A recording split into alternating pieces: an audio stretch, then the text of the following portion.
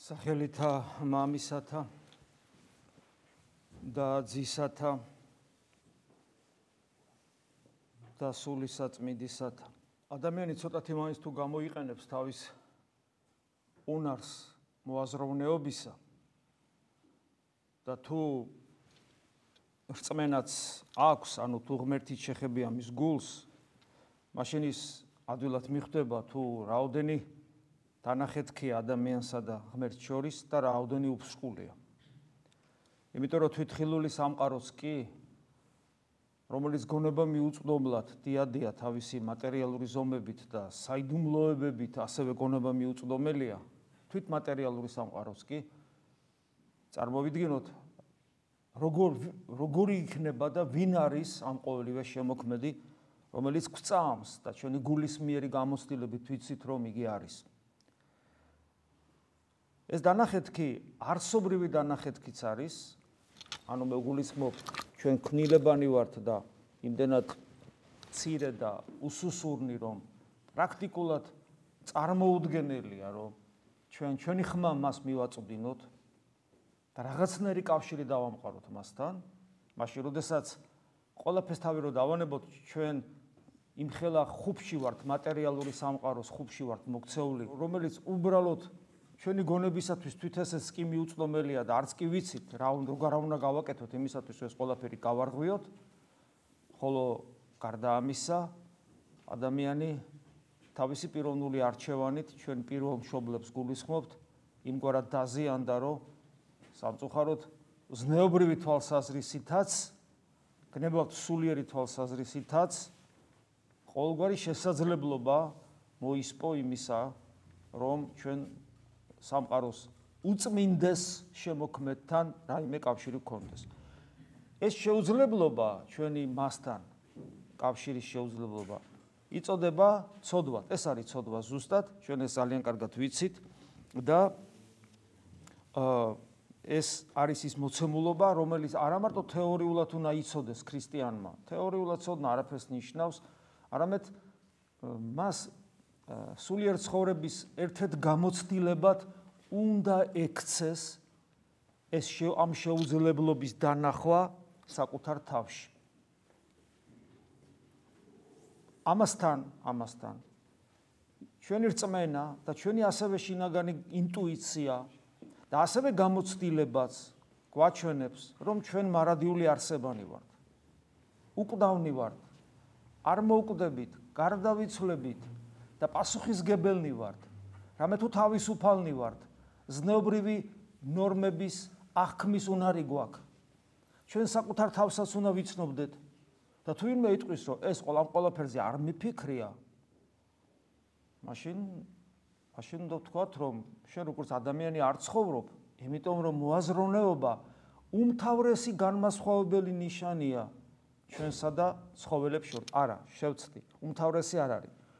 მოაზროვნეობა ერთ-ერთი მნიშვნელოვანი განმასხვავებელია ჩვენსა და ცხოველთა სამყაროს შორის. უმთავრესი სხვა რამეა. უმთავრესი ის მისტიკური კავშირის შესაძლებლობა, ანუ საიდუმლო კავშირის შესაძლებლობა ღმერთთან, რომელსაც ყოველი ადამიანი ატარებს. და კიდევ ერთი, ანუ ეს გასაგები პრობლემებია, რაც ჩამოვთვალე. მაგრამ არის კიდევ ერთი პრობლემა, რომელსაც ჩვენ მუდამ ხაზს უსვამთ. ღმერთი, როდესაც ადამიანად მოვიდა, მან წარმოაჩინა იმგვარი თვისება, რომელიც წარმოუდგენელი იყო ღმერთს ქონოდა. წარმოუდგენელი იყო, ეს არის სიმდაბლე. ანუ თავდაბლობას რო უწოდებთ ერში. აი წარმოუდგენელი თვისება, ღმერთი რო ძლიერია, ყოვლისშემძლეა, ყველგან ყოფია, ყოვლად ბრძენია. დღესაც აღმოვიკითხეთ, მე დავითნებ აღმოვიკითხა, რასაც უნდა იმას იქმს. გესმით? ხო, ეს ყველაფერი გასაგებია, მაგრამ ის რომ თავდაბალია, ანუ მდაბალი, იმიტომ რომ ხანდახან მდაბალი არ ესმის, მდაბალი გონია რაღაც უგრის მდგომარეობაში მყოფი. ეს რაღაც ცვლილება განიცადა ამ სიტყვამ ქართულ ენაში, თანამედროვე სიტყვაში. მდაბალი თავდაბლობას ნიშნავს. ღმერთი რომ მდაბალია, სიმდაბლე როა მის ერთ-ერთი უმთავრესი თვისება, უმთავრესი. ამას ადამიანი ნამდვილად არ მოელოდა. ეხლა ეს რატომ არის პრობლემური ჩვენთვის? ჩვენთვის ეს პრობლემური ვიცით რატომაც არის. გვითქვია ამაზე ბევრჯერ. ეს პრობლემული ჩვენთვის იმიტომ არის, რომ თურმე 64 ყოფილა ღმერთთან ყოფობა ღმერთის წინასწარ ღმერთის თვისებების აღჭურვის შედეგად. ანუ ღმერთს უნდა დაემსგავს, რომ მასთან იყო და მასთან ყოფობა არის სასუფეველი და მარადიული სიცოცხლე და უმთავრესი რაც მოითხოვება ჩვენგან არის სწორედ სიმდაბლე. აი ამას კი შეიძლება ადამიანმა ყველაფერი შეძლოს, მაგრამ ამის გაკეთება არაფრით არ შეუძლია და არც უნდა რაც თავარია. იმიტომ რომ სიმდაბლის შემთხვევაში უნდა დავთმოთ ყველაზე ძალიან რაც გვიყვარს. საკუთარი თავისადმი ეგოისტური სიყვარული. ეგოიზმი რასაც ქვია მოკლედ რო ვთქვა. აი დღეს უფლისწინა დაცვეთის დღეა. აი წარმოიდგინეთ, ჩვენ ხშირად ვამბობთ, რომ ღვთის განგებულებისადმი მორჩილება არის თავდაბლობის ერთ-ერთი მთავარი ნიშანი. ანუ ღვთის განგებულებას თუ არ ემორჩილები, არანაირი სიმდაბლე შენში არ არის. და ღვთის განგებულებისადმი მორჩილი ადამიანი იცით რა თვისებებს ატარებს? იგი არასოდეს არ დტვინავს, არ წუწუნებს, არასოდესა უკმაყოფილო თავის ცხოვრებით, არასოდეს არ გაბოროტდება, არასოდეს უიმედობაში არ ჩავარდება, არც ასოტარკვეთილებაში, ყველაფერში ბოლომდე მინდობილი იქნება ღმერთზე, არასოდეს არ იქნება შფოთი და იქნება მშვიდად. და ის მეორე თვისება უკვე. გახსოვთ როგორ ამბობს ქრისტე, ისწავლეთ ჩემგან, მშვიდ ვარ და მდაბალ გულით. აი ეს ორი თვისება, ანუ სიმდაბლე პრაქტიკაში ვლინდება ღვთის განგებულებისადმი მორჩილებაში, რომელიც საბოლოო ჯამში ადამიანს აბედნიერებს, სიხარულით აღავსებს და მშვიდს ხდის. ოღონდ სიმშვიდე, ფსიქოსომატური მდგომარეობა კი არ არის უბრალოდ ადამიანისა. ესეც არის რა თქმა უნდა. არამედ ეს არის სხვა განსხვავებული მდგომარეობა, როცა უკვე ადამიანი ახალ ქმნილებად არის გადაქცეული და მასში თავად ღმერთი ცხოვრობს. თავად ქრისტე იძლევა არა მარტო იმას ამბობს, რომ ისწავლეთ ჩემგან, რომ ასეთი ვარ მე, არამედ მაგალითს იძლევა. წარმოიდგინეთ, ის არის ყოვლის შემძლე, სამყაროს შემოქმედი, აი ეს დიადი სამყარო ქრისტეს შემოქმედება. მან შექმნა ეს სამყარო. ძე ღვთისა არის შემოქმედი, ხო? მოდის ადამიანად. ესე იგი ის ადამიანური სისუსტე, რომელიც ვლინდება, რომ წარემატებოდა ჰასაკით, სიბრძნით, მადლით, ეს რა არის, როგორ ფიქრობთ? რას ნიშნავს? თავის დროზე ჩანასახის მდგომარეობაში იყო დედის წიაღში, ნაყოფი პატარა, ხო? ახალდაბადებული ჩვილი, რა არის ეს? ეს სისუსტია, ღმერთი შეიძლება იყოს სუსტი? ეს არის ადამიანური ბუნების ის თვისებები, რომელიც ყველა ის თვისება, რაც ჩვენ გვახასიათებს გარდა ცოდვისა, ჩვენი სისუსტეები, ჩვენი უძლურებანი, ყველაფერი მიიღო.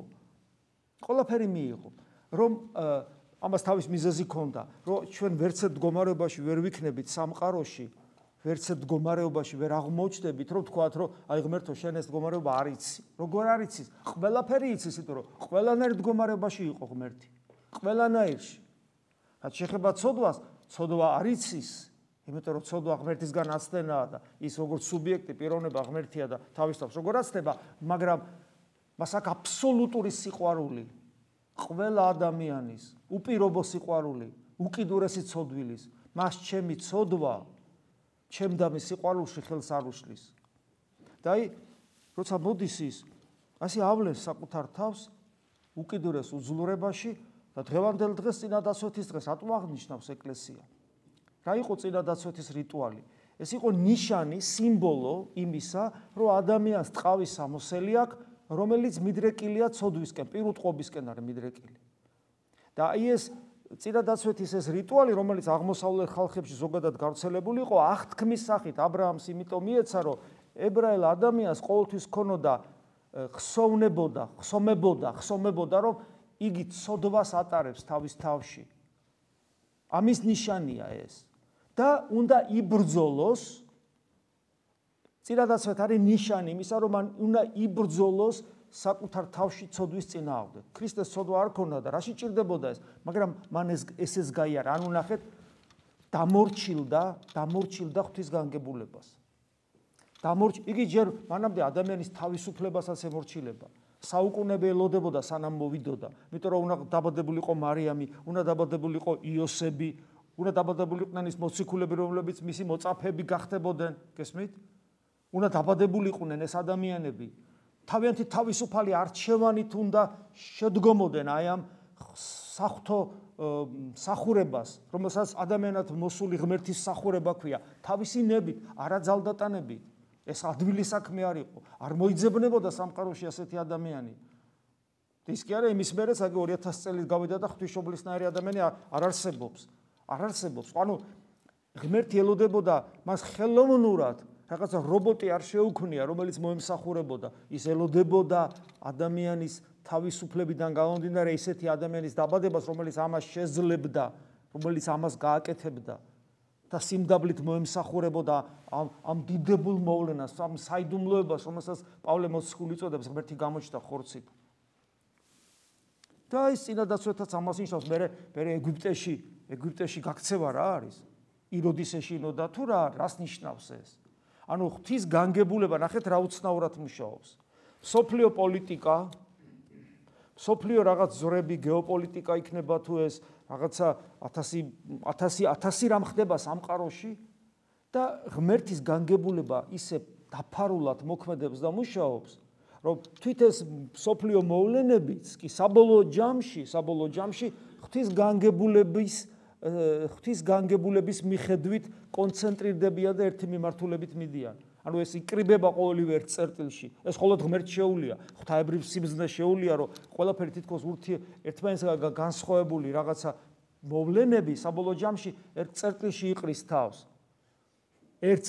იყრის თავს. მაგრამ გარეგნულად ეს ვლინდება ასე, რომ ის ყველაფერს ემორჩილება. ყველაფერს ბოლოს სიკვდილსაც დაემორჩილა ადამიანების ხელიდან. აი ეს სიმდაბლე უამრავი მაგალითის მოყვანა შეიძლება, ხო წმინდა წერილიდან, როგორ ავლენს ღმერთი თავს როგორც მდაბალი, მორჩილი ბოლომდე ვიდრე სიკვდილამდე, ჯვარზე სიკვდილამდე, საშნელი შეურაცხყოფით სიკვდილამდე. აი ეს თან ეს მცნებად მოგცა, ისწავლეთ ჩემგან. შვიდ ვარდამ დაბალგულით, ისწავლეთ ჩემგან. თქვენ მოწაფენი ჩემნი ხართ. შეუდგები ქრისტესა და შეუდგები ქრისტესა ვთქვით ნათლობის ჟამს. ამას ნიშნავს ჩვენი ქრისტიანობა. აი ეს თვისება სიმდაბლისა ყველაზე ძალიან ხელის შემშლელია. თან როგორ იცით, აი ქვეცნობიერად, ისე რომ ადამიანი თუ არ ფიქრობს, თუ ადამიანი მიზანმიმართულად არ მუშაობს ამ მიმართულებით და აი სტიქიურად არის ეკლესიაში. როგორც გამოვა ცოდვა მოაწება ახსარებას იტყვის, გულზე რაღაცა მადლი მოაწება ლოცვას იტყვის, მოუნდება მოვა, არ მოუნდება არ მოვა, ეცდება რაღაცა დიდი მძიმეცოდები არ ჩაიდინოს, რაღაცა ცდილობს იკეთე გააკეთოს, მაგრამ ძირითადად აი ეს სტიქიურად არის ეკლესიაში. არ უღმავდება, არ თანამშრომლობს ქრისტესთან, როგორც პავლე მოციქული გავალდებულებს. არადა ეს არის თვისება, რომელსაც ქვეცნობიერად, მაგრამ ამავე დროს ძალიან აქტიურად და ძალიან აგრესიულად და ძალიან დინამიურად გაურბის ჩვენი ბუნება. ჩვენ თუ ყურადღებას არ მივაქცევთ საკუთარ თავს და მუდამ არ ვიქნებით საკუთარი თავის ქრისტესკენ დაბრუნების აი მოქმედებაში თუ არ ვიქნებით, რომ ქრისტესკენ შემოვატრიალოთ, ქრისტეს მიერი სიმდაბლისკენ შემოვატრიალოთ, ღვთის განგებულებისადმი მორჩილებისკენ შემოვატრიალოთ, თუ მუდმივად ესე არ გვეჭირება საკუთარი თავი, აი ზღოლებმა იციან, საჭერო არეული აქვს, ახლა რუსული ტერმინია ეგ, რაც გამოყენებული, ამას არ ვიხმარ ამბიონიდან, ხო უხერხულია ტექნიკური ტერმინი რომ გამოვიყენო. და ვის მძღოლია იცის, რომ თუ ის არეულია, სწორედ რომ იაროს მანქანა, ხელით უნდა გეჭიროს რა. თორე თუ გაუშვი ხელი, საჭე გადაიღო და სადაც მიგაქანებს და იძულებული ხარ სულ ასე გეჭიროს. დაღლამდე რა, პატარა ყურადღებასაც ვერ მოდუნებ, ეგრევე გარბის მანქანა სადღაც. თუ ხელით აი ეს არ დააფიქსირე საჭე. აი რაღაც გავსი რაღაცა აქვს ადამიანს. როგორც კი მოეშვები, სადღაც გარბი ხარ. სულ დაძაბული უნდა იყო, მოჭიმული სიმბივით უნდა იყო. მუდამ აი ამას რო გაურბის საკუთარი თავი, ამიტომ ხდება უცნაური რა. როგორც კი აი რაზეც ახლა ჩვენ საუბრობთ, ამის საწინააღმდეგო ფილოსოფიური, სიბრძნის მეტყველებითი, რელიგიური რაღაცა შეგრძნებები, აზრები მოდის შენამდე, იმ წამსვე იმათ უჯერებ. იმიტომ რომ ისინი კომფორტის ზონაში გამყოფებენ. ხოლო ნამდვილი ქრისტიანობა კომფორტის ზონიდან გამოსვლა. ამიტომ პავლე მოციქული დღევანდელ სამოციქულოში კოლოსელთა მიმართ ეპისტოლეში გვაფრთხილებს, ეკრძალენით, ნუ ვინმე იყოს წარმტყველნელ თქვენ და სიბრძნის მოყვარებით. ანუ თხილად იყავით, ვიღაცამ არ მოგატყუოთ, არ დაგატყვევოთ და თავისი სიბრძნით არ გაგიტყუოთ იმ გზიდან, რომელ გზაზეც ვდგავართ. ვინ ვიღაცა? ერთ-ერთი ეშმაკი არსებობს. და მე რა გამოლებს იმგვარ ტიპის მოძღვრებას, მათ შორის ეკლესიის წიაღში და ეკლესიის ისტორიას გადახედეთ. ეკლესიის მთელი ისტორია იყო სულ ეს. ვიღაცები ყოველთვის ჩდებოდნენ, მათ შორის ჭკვიანი ადამიანები, რომლებიც რაღაცა სიბრძნის მეტყველებით შემოიტანდნენ რაღაც უცხოს სახარებისათვის და იქმნებოდა უამრავი წვალებლობები, ერესები, განხეთქილებები ეკლესიაში. დღესაც ხდება ესა, მუდმივად ხდებოდა ეს. აბა როგორ მოხდა, რომ ერთი ქრისტე მოვიდა და 12 მოწაფე ყავდა, ერთი ეკლესია დაარსა და აბა გახედეთ ახლა. აბა გახედეთ. ჯერ მართლმადიდებლობაში რა ხდება? ერთმანეთის ვერ გაგვიგია. და მე მართლმადიდებლების გარდა, იქ კათოლიკებიო, პროტესტანტებია, ნიუ პროტესტანტები, 1000 სექტები, ყოველ წამს რაღაც ახალი იბად. რატომ მოხდა ეს? რატომ? რა უნდა გქონოდა გასაყოფი, კაცო, ერთი ქრისტეს მოწაფეები ვიყავით. აი ამის გამო და იგივე შეიძლება მოხდეს ერთ სამრევლოშიც კი. აღვლაპარაკობ იმასი, რომ სულ ყოველთვის ხდება, ჩვენს ადგილობრივ ეკლესიაშიც არის სულ ასეთი მსგავსი რაღაცეები, აი ადამიანს რაც უფრო ეიოლება იმ მოძღვრებას, რომ მიიტაცებს და მე თავისი სიჯიუტით, მე თუ ადამიანმა ეს მიიღო, თავისი სიჯიუტით ბოლომდე უნდა რომ გაიტანოს თავის სწავლება. ამიტომ გვაფრთხილებს პავლე მოციქული. იმიტომ რომ ყველა ამ მოძღვრების, არასწორი მოძღვრების უკან დგას სიამაყის, ამპარტავნების, პატივმოყვარეობის სული. როგორც კი კომფორტის, ესე იგი, ზონაში გადიხარ, ეს კომფორტი მარტო ფიზიკური კომფორტი კი არ არის, ეს არის ინტელექტუალური კომფორტი, გაგების კომფორტი, შეგრძნების კომფორტი, რომ მოირგებს სარწმუნოებას, რომ გასაგები ხდება შენთვის ყველაფერი, ესეც კომფორტია. იმიტომ რომ წმინდა სუფთა ქრისტიანული მოძღვრება ჯვარია არა მარტო ჩვენი ფიზიკური სხეულისთვის, არამედ ჩვენი ინტელექტუალური აპარატისთვის, რომელსაც არ შეუძლია გაგება იმისი, როგორ შეიძლება ღმერთი ადამიანად მოვიდეს, როგორ შეიძლება ღმერთი ერთი იყოს, მაგრამ პირველად სამი იყოს და ასე შემდეგ და ასე შემდეგ. და ცუდითა საცდურითა მოძღვრებისა მისებ კაცთასა წესთა მათებრ ამის სოფლისად. ანუ ეს სიბრძნის მოყვარება როგორია? ადამიანთა კაცთა მოძღვრება, ადამიანის მოძღვრების ცუდი საცდური და ამასოფლის წესი. რაც ღვთისნების საწინააღმდეგოა. პეტრე, რომელიც ზრუნავს ქრისტეზე, ხშირად ვიმეორებთ, ამ პეტრეს ქრისტე ეუბნება განვე ჩემგან სატანა. პეტრე, რომელიც ზრუნავს ადამიანური სიყვარულით, როცა ეს ადამიანური სიყვარული ღვთისნების საწინააღმდეგო იყო, ის ეშმაკის საყვირად იქცა, განვე ჩემგან სატანა ეუბნება, იმიტომ რომ რატომ და იქვე უხსნის, იმიტომ რომ შენი გადაწყვეტილება, რასაც შენ ფიქრობ, არის ადამიანური და არა ღვთაებრივი. და ის ყოველთვის ეს ხდება ამ დროს. ესე იგი, წესთა ამას სოფლისათა და არა ქრისტეს მიერ პავლე მოციქული გვეუბნება. ამიტომ სულ მაგას ვამბობთ, გამოიკვლიეთ ღვთისნება წმინდა წერილში, წმინდა მამებში, წმინდა წერილში, წმინდა მამებში გამოცდილ ადამიანებთან, მოძღვრებთან გამოიკვლიეთ ღვთისნება მუდმივ. ეს არის ჩვენთვის უმთავრესი საქმე. რატომ? იმიტომ რომ დღეში წარმოგიდგენიათ, რამდენი აზრი მოდის ჩვენ თავში. და რამდენი გულის სიტყვა, რომლებსაც ჩვენ ვუჯერებთ. და როგორ ფიქრობთ, რასაც ჩვენ ვუჯერებთ შიგნით, ყველა ღვთისნებასთან თანხვედრაშია? და რა ვიცით რომ ესია? ამიტომ არის მუდმივ ადამიანი ქრისტიანი სულ მუშაობს. ქრისტიანი როგორც გული არ ჩერდება, აი ესე არ ჩერდება ადამიანის შინაგანი მუშაობა საკუთარ თავში. არასოდეს არ ჩერდება. ძილის დროსაც, რატომ არის ძილში ჩადენილი ცოდვა? ამით ეკლესია გვეუბნება, რომ არ ძილ, აი როგორც გული არ ჩერდება ძილის დროს, ასევე ძილშიც სიფხიზლე, აქ არ არის ფიზიკურ სიფხიზლეზე ლაპარაკი, სული სიფხიზლეზეა საუბარი. ამიტომ ეს ადვილი არ არის და ადამიანებს ეს ეზარებათ, ადამიანებს კომფორტი უნდა. ამდენი წვალება ამ ცხოვრებაში, სუსაწვალებელი აქვს და აქ მოვიდა ეკლესიაში. და ეხლა უნდა რომ სიმშვიდე, ბედნიერება და ღმერთმა მის საკეთებელი აკეთოს. და უცებ აღმოჩნდა, რომ აბა აქ ყოფილა საომარი და საბრძოლელი და არ უნდა ადამიანს ეს. ადამიანს ლუარსაბ თათხარიძეობა უნდა. რამე თუ მასშინ ქრისტე, ყველაფერი უნდა იყოს ქრისტეს მიერ და მე ამბობს, რამე თუ, რატომ ქრისტეს მიერ, რამე თუ მასშინა დამკვიდრებულ არს ეს საოცარი სიტყვები, ყოველივე სავსება ღმრთეებისაი ხორციელად, ყოველგვარის, მესამედი ღმერთი კი არ არის, რადგან ძეღვთვისა, სრული სავსება ღმერთისა, გონება მიუწვდომლად, როგორ ჩვენ ეს არ ვიცი. ვინც მე მიხილა, მამა იხილა, გესმით რასთან გვაქვს საქმე. ეხლა მე ამას ყოველი გადაგების დროს გეუბნებით, გესმით რასთან გვაქვს საქმე.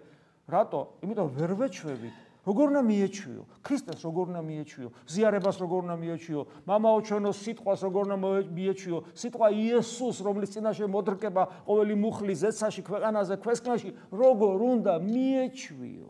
სახარებას როგორ უნდა მიეჩვიო? ვეჩვევით და მეტი არა, სუგბეზდება, მიჩვეულები ვარ და მოყირჭებულიც გვაქვს და ამოწურულიც კი გვაქვს.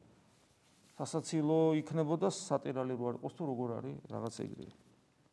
და აი, ნახეთ, საოცარ ამას ამბობს. ესე იგი, ქრისტეშია დამკვიდრებული ყოველგვარი სავსება ღვთაებისაი ხორციელად და ხართ თქვენ მაშინ აღსავსე. ეს რას ნიშნავს, იცით, რომ ღმერთი რო ადამიანად მოვიდა, თავისთვის კი არ მოვიდა, რა სჭირდება ღმერთს ადამიანური ბუნება. ჩემთვის და მე ვივსები მისით და როგორ ვარ სავსე, ტაძარი გავხდი ღვთისა. რომ მოვიდა ღმერთი ადამიანად, ამის გამო გავხდი მე ტაძარი ღვთისა. და მოვიდა იმიტომ, რომ მე მასთან კომუნიკაცია მქონოდა და ეს მერე გადასულიყო ჩემ შიგნით და ჩემში მკვიდრდება.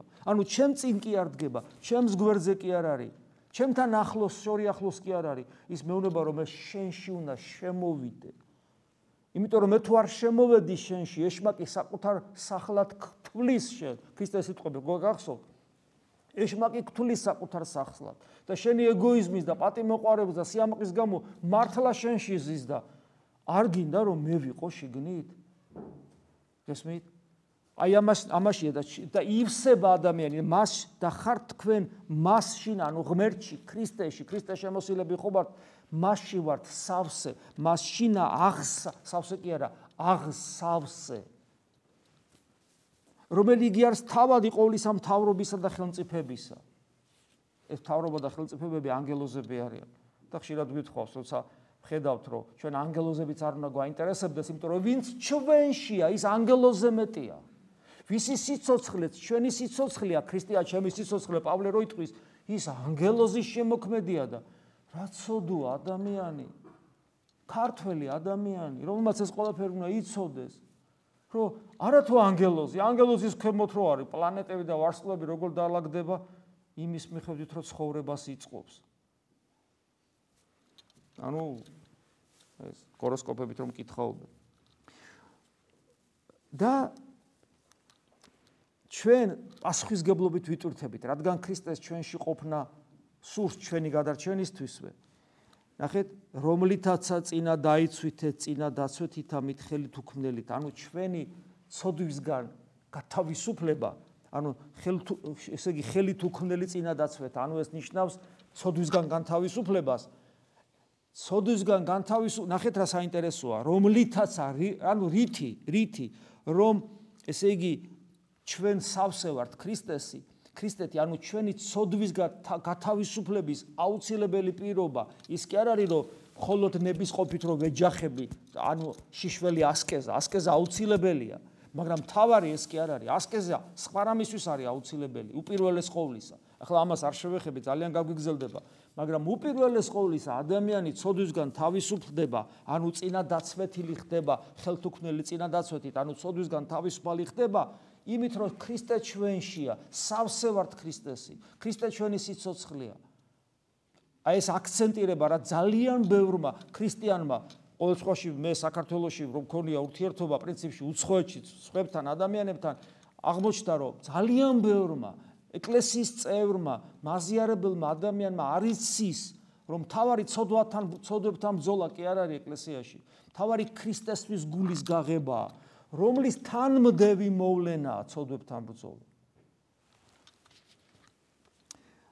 რომელთათა წინა დაიცვითა წინა დაცვითა მითხელითა უქმნელითა განძარცვითა მიდგვამისა მის ხორცთა მათ ცოდვათა ისა წინა დაცვითა ქრისტესითა. იგივე სიტყვებს იმეორებს სხვადასხვანაირად. ანუ ეს ჩვენ ცოდვისგან გვანთავისუფლებს, როცა ქრისტე ჩვენშია. და გვახსენებს ჩვენ აღთქმას. მისთანა დაეფლენით ნათლისღებითა მით. ეს აღთქმა შეუდგები ქრისტეს შეუდგები და მერე ინათლები და ემბაზიდან ამოდიხარ მკვდარი ცოდვისთვის. ოღონ ეს მკვდარი ცოდვისთვის ის მექანიკური პროცესი კი არ არის, ცოდვა აღარ მოგეკარება. პირიქით, ეშმან კი მერე გებრძოლება. არამედ ეს შენი პიროვნული არჩევანია. დიახაც, ნათლობით განიწმინდები. განწმენდილი ამოდიხარ პიროვნული არჩევანით და თუ ეს არჩევანი ოდრა გვერდზე გადაუხვევს, რაც აქამდე არ გინახავს, ისე წუმპეში ჩავარდები. იმიტომ რომ უკვე ეშმაკი განსაკუთრებულად შეგებრძოლება. ვერ იტანს ქრისტეს და ქრისტეს მიმდევარს მით უმეტეს ვერ იტანს. იმას ვერ ერევა შენ მოგერევა. ამიტომ შენი პიროვნული არჩევანი უნდა იყოს ძალიან მტკიცედ. რომლითაცანა, ანუ მასთან ერთად დავეფლენით ნათლისღების მიერ ცოდვისთვის, რომლისა თანაცა აღზდექით სარწმუნოებით ამით შეწევნითა ღვთისათა. აი ხე სარწმუნოებით ავდექით ქრისტესთან ერთად. ეს რას ნიშნავს? ცოცხალია ჩვენი რწმენა. ცოცხალი, მადლის ჭურჭელია ჩვენი გული. დინარები მოედინებიან ჩვენი გულიდან მარადიული სიცოცხლისკენ. ეს არის ქრისტეს სარწმუნოება. და თქვენ სამკვდარნი იყვენით კიდევ გვახსენებ შეცოდებათა შინა და წინა დაუცვეთელებით ამით ხორცთა თქვენთაითა მიგვანიშნებს არა ფიზიკურ წინადათვისაც, არამედ ხორცით, რომ ანუ პირუტყვისკენ რომ გვაქვს, პირუტყობისკენ რომ გვაქვს მიდრეკილება და ქრისტესთან ერთად გაგვაცხოველნა და მოგვიტევა ყოველი შეცოდებანი ჩვენი. აი ეს უზარმაზარი დანახეთქი ჩვენსა და სამყაროს შემოქმედს შორის ეს ნაპრალი, რომელიც დაძლევა წარმოუდგენელია, ქრისტემ დაძლია, მოვიდა, ადამიანად მოვიდა, მაგრამ რომ მოვიდა ეს ყველაფერი ჩემზე რომ ამას ყველაფერს ჩემზე რომ გავლენა კონდეს და მე რომ ამ ყველაფერს შეუერთდე, ყველაფერი ის უნდა გავაკეთო, რისკენაც ქრისტემ მომიწოდა და ერთ-ერთი უმთავრესი, როგორც თავიდან გითხარით, რის გამოც ჯერ ყველაფერს ამის დანახვა რო შევძლო და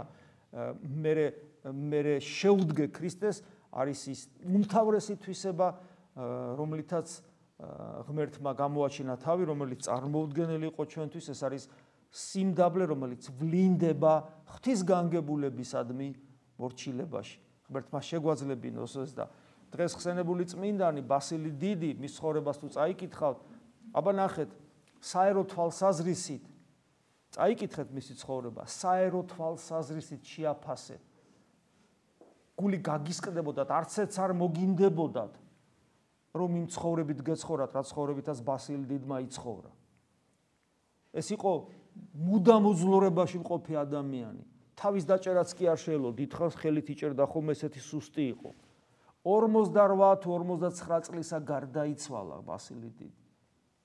მაგრამ ისეთი ძლიერი იყო სულით, როდესაც მთელს იმპერიაში არიოზელობა ბობოქრობდა, მისი ეპარქია კესარია კაბადოკიის ვერც არიოზელებმა და მერე იმ გაწარმართებულმა მეფემ იულიანე განდგომილმა ვერც არიოზული გახადეს და ვერც გააწარმართეს.